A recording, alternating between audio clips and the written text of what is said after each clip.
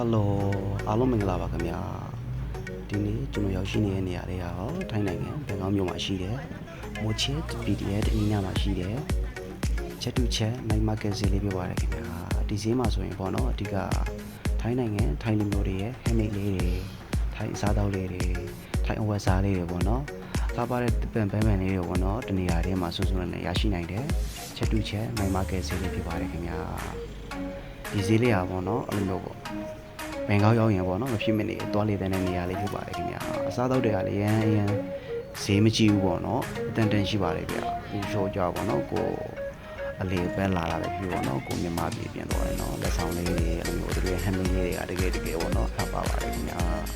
ဈေးလေးတိုင်းကြည့်ပြီးဆိုတော့ပေါ့နော်ချစ်တဲ့မိတ်ဆွေတွေပေါ့နော်တန်ဖိုးနည်းနည်းလေးနဲ့ပေါ့နော်တန်ဖိုးရှိတဲ့လက်ဆောင်လေးတွေပေါ့နော်ချစ်တဲ့မိတ်ဆွေတွေဝေယူနိုင်ပါတယ်ခင်ဗျာအားလုံးကိုကျေးဇူးတင်ပါတယ်